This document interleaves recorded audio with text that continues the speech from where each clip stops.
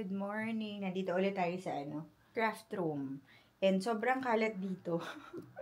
Ngayon, ang gusto ko naman gawin is this one. Alala nyo yung tent na binili ko sa Trinoma. Itong white na to. Nakuha ko lang to for free. May namimigay ng mga white curtains. So, kinuha ko lang to for free. Gusto kong palitan ng color white. Para mas, alam niyo na, mas maganda tingnan. So, ngayon, yan yung aking gagawin. Since it's Sunday today, wait lang. Ayusin natin to. There. Sunday kasi ngayon. So, kinontrata ko ng si Peng na, babe, gusto ko muna sanang magtahi-tahi. Kasi, parang day off ko siya eh. So, ito yung gagawin natin. Wish me luck. Sana magawa ko. Ang ganda, no? Kasi actually, ito yung color nung binili ko sa Trinoma. Nung binili ko to sa Trinoma, wala nang ibang parang mga plain design. Talagang colored siya. Ito siya, oh. Ito yung pinaka, yung linalagay sa tent na yan. And wala na akong ibang choice. Yung iba talagang sobrang kulay na. Ito na nga lang yung medyo parang muted. Pero yung may nag-post sa mga namimigay nga ng mga free items ng white na curtain, sabi ko, uy, sakto. Parang baka try kong kahit na masira, diba, free lang naman. So, let's do this. Try natin siya. Yung mic pala hindi ko suot kasi nandun, nag-film kasi ako kagabi, diba? Yung mga inalter ko na damit. So anyway, wait lang. Magko-concentrate lang ako. Buti may lines to para alam ko yung side na gugupitin ko. You found somebody better than me to take care of your insecurities. You did it all while leaving me in the dark. I try so hard to be what you need. If you're into the finer things, well, maybe we should let this fall apart. Ching ching. Hi. Wait. 'Cause I feel so stupid for falling for you.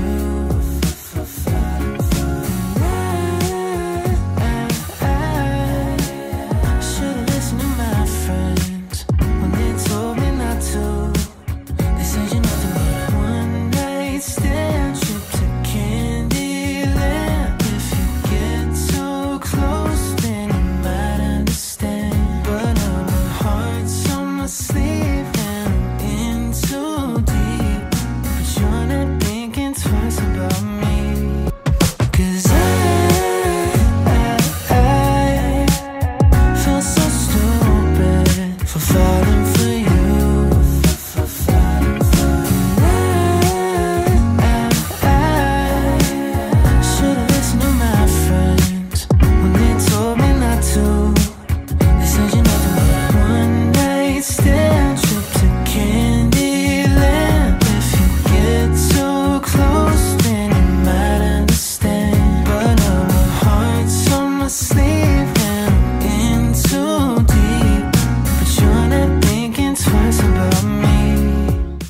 After how many hours natapos ko din. Papakita ko muna sa inyo yung before kasi gusto ko rin talaga picturean yung before niya para alam niyo yun, ma-appreciate natin. Although syempre yung iba gusto talaga ng colorful. Ako talaga sumasakit ulo ko pag sobrang ma-color. So anyway, ito yung before. Ito yung playhouse talaga. Kinabit ko siya ulit kasi linagyan ko ng window yung playhouse. Pero isang window lang. Hindi ko sure kung dadalawahin ko. Yung playhouse na ginawa ko kasi, ito, linagyan ko siya ng window dito. Ayan. So anyway, ayan yung before. Mag-aayos lang ako sandali tapos ikabit natin yung, ayun, finish na siya. Abot na ako na 9 o'clock. 9 p.m. na. Pero anyway, grabe the whole day din siya. Although nagbe-break ako, tulog na rin yung twins. So, finally, nakatulog na rin sila. Ilalagay na natin siya. Inabot din ako na 9 o'clock. Pero naayos ko na. Wala nang kalat. Nandito lahat ng kailangan ko tupiin. Ito yung mga bagong labi. Pero anyway, cleaner ko na yung, di ba kanina sobrang kalat. Yan, cleaner ko na. Tapos, yan, okay na. Ikakabit na lang natin ngayon. Tingnan natin kung okay yung ginawa ko or hindi. Anyway pala, this one, yung kasama nung playhouse na binili ko sa Trinoma. Iba-ibang color yan palang. Ito, yung mga plastic parts na yan. May red, may blue, may ganyan. Spray paint ko lang siya ng, parang, may natira akong spray paint sa garage. So, spray paint ko lang. Makikita nyo, may mga ibang parts na hindi maayos. Or may color pa, like yun, diba? Parang may pagka-color blue pa. Ito may pagka-red. Pero parang linagyan ko lang siya ng shade ng brown kasi diba manipis yung white natin. I'll make sure na sana kita lahat dahil malabo na talaga yung mata ko. Pero nasa na yung ginawa ko na yun. Tapos biglang nawala pala, no? Nasa na? Wait nga. Cause I feel so stupid for falling for you. Wow. Ano ba? Wait lang. Bisa natin. There. Ito na ang ating finished product. Is it nice? Satisfied ako. Ang minimalist niya lang tingnan. Tapos sobrang, ayun ako, tuwan-tuwa ako. Hindi ko alam kung kayo nagustuhan nyo din. Kasi syempre, ako nagsisimula pa lang. Pero for me bilang nasa kwarto ko to, tuwan-tuwa ako. Sabi nga ni Noxy kanina, I'm a sad beige mom daw. Kasi gusto ko yung mga white. Sabi ko, I'm a happy beige mom. Kasi talaga, to be honest, na-overwhelm ako pagka na-overwhelm ako kasi ang kalat na talaga eh. Gusto ko talaga yung sobrang malilinis lang tingnan. Pero anyway, let's steam it Tingnan natin. Kasi may mga parts na gusot. May mga parts na gusot. So, steam muna natin siya. What if it goes wrong? What if it goes right? What if these things I'm saying make you change your mind? I've never been one to cry. Loob, ayan o. Nakita nyo ba? Nakikita ba dyan? Na nag-cut ako ng hearts, tapos tinahi ko din dito. Ayan o. Anyway, wait lang. Lilinisin ko yung mga naka-usling sinulid. One night stand, trip to Candyland. If you get so close, then you might understand.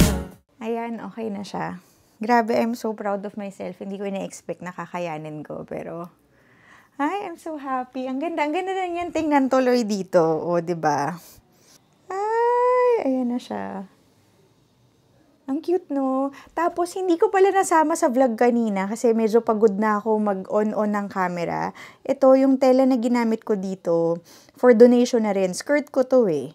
Pero, gusto ko yung color niya kasi white and beige. So, ginawa ko na lang siyang door, pati yung mga border ng window. Ayun, nagkaroon din siya ng use. Pwede nila tong parang itali or what. Tapos, ito na rin yung ginamit ko na pang border ng mga windows. Ayan, nag-cut rin ako ng hearts. Tapos, tinahi ko lang siya dyan. Ayan, oh. Ang cute, no? Yan lang yung mga special touches. Itong mga pa-hearts dyan. Pati itong window. Actually, late ko na ginawa itong window. Talagang yung door lang yung ginawa ko. Pero sabi ko, yaan mo na, gawin na natin yung window. Kasi kanina pumasok sila dito. Meron akong ginawang window dito sa side na to. Tuwang-tuwa sila sa window. Hi sila ng hi. Hi mama. Ayan, binubuksan nila to. 'Di ba? Tapos linagay ko lang doon yung parang, yung baby pa sila yan yung pang tummy time nila. So anyway, tuwan-tuwa sila sa window talaga. Kaya sabi ko, sige na nga, lagyan natin yung labas ng window. Ayan o. So wala, I'm not sure kung hihiwain ko to sa gitna. Parang yung style na ginawa ko dito. Ayan o, dalawa siya. Pero although kasi, itong window na to, mas malaki kasi to than this. Ito, parang siningit ko lang, 'di ba? So hindi siya sobrang laking bintana. Help me decide. Comment down below kung kakat ko pa ba to or hindi na. So anyway, for now, ganyan na muna siya. And I'm happy with how it looks like. Grabe. Alam niyo kung ano to? Ito yung, hinihingal ako. Ito yung yung, di ba curtain to? From IKEA pala tong curtain na to. Tapos meron pang model sa loob kung anong klaseng curtain to ng IKEA. Pero anyway, from IKEA pala to. Tapos ito, yung mga to, dito linalagay talaga yung curtain rod. Pero talagang kinip ko na lang siya. Hindi ko na to tinanggal kasi parang ang cute rin niya. Parang banner din, 'di ba? Anyway, I'm so happy with how it turned out. Ang ganda niya. Hindi ako masyado naka-vlog. pala for this week. Sobrang naging busy ako kasi, wait lang, upo muna tayo dito. Sobrang naging busy ako kasi spring break ni Nax and Noah. So, nasa bahay lang sila. Imagine, 4 na bata yung naiiwan sa akin na wala sila sa school. Puro utos dito, utos doon, ang kalat-kalat. So, talagang hindi ako naka-vlog. Late upload ko na nga, in-upload yung weekend namin last week. Yun ang ganap pala. Tapos pala, I have good news. I-share ko na ngayon kasi excited na ako. Nakabili na rin kami ng plane ticket for our Philippine vacation sa June. So, excited na ako. Magbabakasyon na naman tayo sa Pilipinas. And, ay nako. Meron akong kwento pa kasi. 'Di ba dapat hindi ako magbabakasyon. Pero, bakasyon na lang muna yung ginawa namin. Dahil, next time ko na ikikwento kasi pagod na talaga ako. Pero, yun nga, to cut it short, malapit na yung Philippine vacation namin as family. Excited na talaga ako. And syempre, makakapagpahinga na naman. Ay nako, I'm so tired. I'm so tired but satisfied. Kasi, kinausap ko kanina si Peng, kanina umaga na, okay lang ba? Sabi ko sa kanya, today. Kasi, wala naman talaga akong time, diba, to do all those stuff. Kasi kahit na nasa bahay lang ako, pag may bata ka, hindi mo magagawa lahat yan. Kasi makulit sila. So, parang kinausap ko siya na okay lang ba magtahi-tahi lang ako the whole day. Kasi doon ako nag-e-enjoy. Parang hindi ko siya nakikitang chores, hindi ko siya nakikitang nakakapagod. Nag-e-enjoy ako, nagpa-practice ako magtahi. And siya yung nagbantay sa twins. Kaya, I'm so happy, nagkaroon ako ng whole day. Tapos, yung mga, di ba nag-cut rin ako ng mga dresses ko, ginawa kong blouse na lang or ginawa kong top. Ang bala ko, gagawan ko na lang ng mga sleeveless top yung twins. And feeling ko kaya ko na yon kasi parang basic lang naman yung gagawin ko. Parang tube top lang, tapos lalagyan ko lang ng strap. So, feeling ko kaya ko naman yon. So, yun ang goal ko naman dun. Pero syempre, hindi ko siya magagawa anytime soon dahil may pasok na ulit yung mga bata tomorrow. Ayun lang muna tayo today. Grabe. Nakakapagod. Bukas na lang ulit. Good morning! Magluluto lang ako ng mabilis bago ako tumakbo. Ay, bago ako mag-treadmill. Ang oras pa lang, maaga pa talaga. Pero naka-rubber shoes na ako and naka-pajamas lang. Anyway, magluluto lang ako ng pancake. Para may breakfast yung twins. Ay, madilim ano. Dito natin ilagay. Madilim pala dun sa side na yun. Ito, magluluto ako ng pancake for the twins. Kahapon ko pa to minix. Tira nila to pancake, mix, milk, egg, and nagdurog ako ng sweet potato. Para meron pa rin silang gulay sa pancake. What are you doing? Nako, bago ako mag-treadmill kasi, I make sure na may kinakain muna sila kami.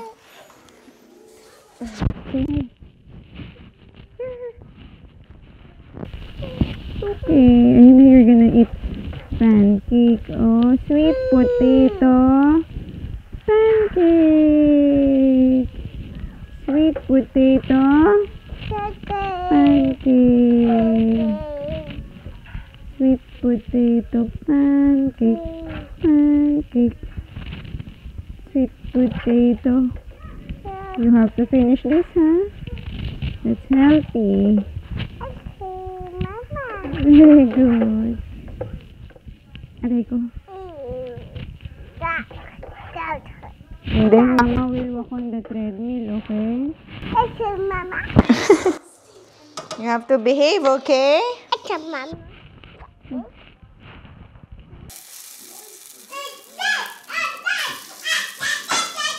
Going to the park later if you take turns. Go. Take turns muna kayo. Bilis.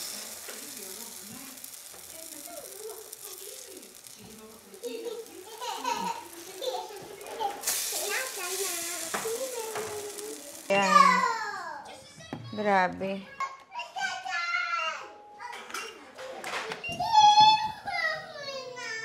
Why? Oh, here's your food. Here's your food. Come here. Here's your food.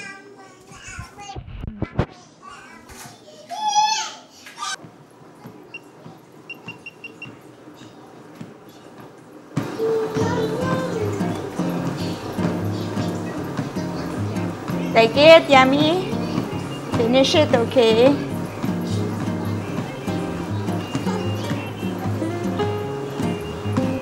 Alam nyo pala, wait lang. Pause ko lang tong sound sa phone ko. Ayan, kanina, ayoko muna sana mag-treadmill today kasi nakakatamad ano. Parang gusto ko muna mag-sleep for today. Kasi ang dami ko pang lilinisin. May therapy si Anaya later, so may bisita kami. Pero nag-weigh ako this morning. And yung weight ko is 111.2. Nagulat ako kasi nag-lose na talaga ako ng weight. Kaya parang alam mo yun, di ba pagka nakakita ka ng result, mas ginaganahan ka, di ba ganun yun? So pag hindi ka nakakita ng result na hindi ka nagiging motivated. So, hindi motivated talaga ako today. Pero since nakita ko na nag-lose ako ng weight, ayun, sabi ko, sige, 30 minutes lang naman. What do you want? You want milk? Okay, you have to eat your pancake before you drink milk. Where's your pancake? Here. Show them you're eating.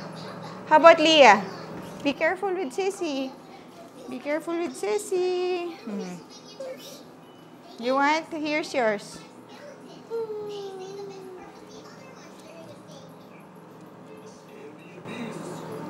Alam nyo, itong batang to, gustong-gusto niya yung binabalot sa paper towel yung mga pagkain niyang ganyan. Oh. Say, yummy!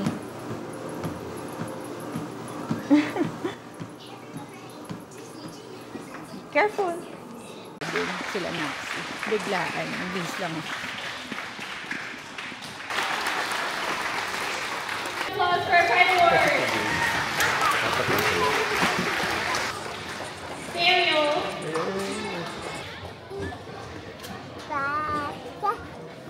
One more round of applause for their hard work. Nakauwi na ulit kami. Wait lang. Ayun. Nagbihis lang ulit ako kasi binalik ko ulit sa closet yung gamit ko kanina. Nakalimutan ko, kagabi pa pala sinasabi ni Ping na na meron awarding si Naxi. Nakalimutan ko. So, kanina, nagte-treadmill ako. Parang 10 o'clock. Sabi niya 10:15, kailangan na namin umalis. Hindi ko na tinapos yung So, anyway. Anong oras na ngayon? Medyo grabe. May therapy si Anaya. Mamaya ang kalat ng bahay. Kainan ko po. Ngayon, ang gagawin natin is magpapansit tayo, pansit bihon. Ngayon na lang ulit ako gagawa nito.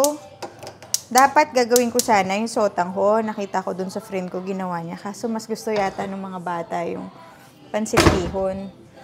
Yung pork belly, ina-air fry ko na lang kasi para mas mabilis siya. Tapos gigisahin ko na dito yung mga gulay. Wait lang. Grabe, napagod ako.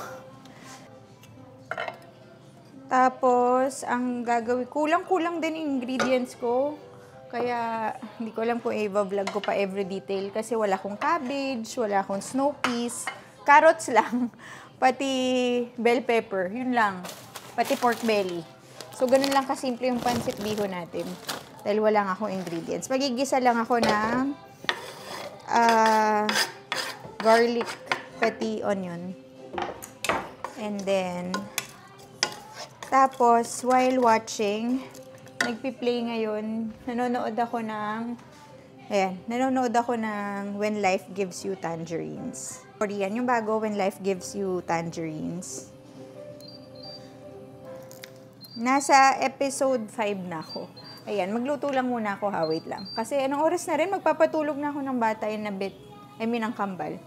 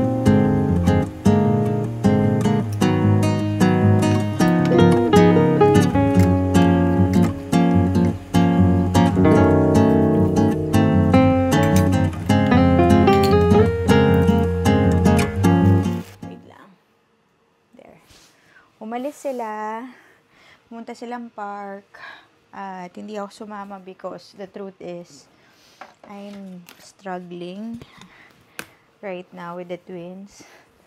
Grabe talaga sila, as in, sa araw nag-breakdown ako. Kasi nakakapagod na silang alagaan kasi napakakulit nila, especially ako, may mga gusto akong gawin, nagluluto, naglilinis, ito, nagtatahi. So, may time na pag may ginagawa ako na wala ako sa tabi nila, grabe yung kalat na dinadagdag nila, yung mga trabahong gagawin ko pa. Alam niyo yun, kunyari ikaw nagluluto ka, naglilinis ka, tapos pagtingin mo sa kanila, meron pa silang ginagawa. For example, tatapon nila yung mga pagkain, or basta ganun, basta madami. To be honest, it's so draining. Ito na naman ako. Isang araw, hindi ko nakaya. Sabi ko, naiiyak na ako. Parang ganun ako ng ganun, naiiyak na ako. Sabi ko, iiyak ko na lang to kasi parang sasabog na ako. Alam niyo yun, pagod na ako. Tapos, ako rin nagpapatulog sa kanila, 'di ba? Afternoon na, pati gabi, sabayan sila. Minsan sobrang hyper, nakakapagod. And grabe, sobrang drain na ako. Hindi ko ma-explain yung nararamdaman kong pagod, but all I know is pagod na ako. And ito yung mga pagtatahing ganito. This one talaga, it relaxes me, kaya ito rin yung pinipili kong gawin. Itong pagtatahi, hindi to actually dagdagin sa ginagawa ko. Dagdagin siya, yes, hindi in a bad way.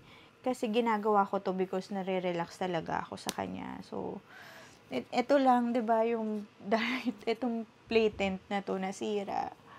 So, grabe, kanina, naiwan ko lang yan sila ha, sandali lang. Pag akyat ko dito, ang dami ng ginupit pala. Buti na lang din hindi sila nagkasugat kasi naiwan yung gunting. So, my goodness, parang yung wall dito sa hallway namin, ang daming color. So, magic eraser ko siya. Trinay kong tanggalin. Although, meron pa rin makikitang color doon. Tapos, ang dami kong ginawa talaga na nakakaiyak. Grabe, it's so draining. Ang hirap magka-twins dito sa States kasi wala kang katulong, wala kang ako talaga lahat. And, oo, si Peng natutulungan niya ako, pero most of the time, he's working. So, ako talaga lahat. Grabe. And, ito na lang yung mga joy ko, yung mga ganitong pagtatahi ko. Actually, ngayon, di ba, nakikita nyo, madumi yung kwarto. Magulo yung kwarto. Pero, mas pipiliin ko na lang na magtahi kasi nag-i-enjoy nga ako dito sa ginagawa kong to. Tapos, mamaya na lang ulit ako maglilinis. Dapat nga kanina inisip ko, i-vlog ko pa ba to? Kasi ito na naman ako, magre-reklamo na naman ako. Pero wala, this is my reality right now. Yun ang buhay ko ngayon, alam niyo yun. So anyway, naalala niyo to, yung kinat ko na part ng aking top. Gagawan ko sila ng tube. Yan, ganyan. Tapos lalagyan lang natin siya ng taling string. Diba, madali lang. So, ang tatahiin ko lang yung mga sides niya, tapos gagawa lang ako ng tali. So, wala lang. Dahil, ito naman talagang natutuwa ako, naaliw ako whenever I'm doing this, kaya I don't deprive myself. And, kapagod. Pero ito, don't get me wrong itong pagtatahi talagang gusto ko siya. Many minutes later. Pero alam nyo ba, na sobrang sikip?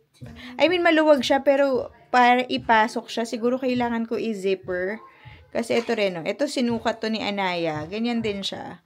Pero sobrang sikip. Siguro because yung tela niya, hindi naman to yung stretchy na tela. Parang yung tela niya, hindi ko alam anong tawag sa ganitong tela. Pero masikip siya. Pwede siya, kasya siya kung kasya, pero kailangan ng zipper sa opening. Dahil hindi siya mapasok sa ulo nila. Basta parang ganun, hindi siya mapasok hanggang ulo lang nila yan.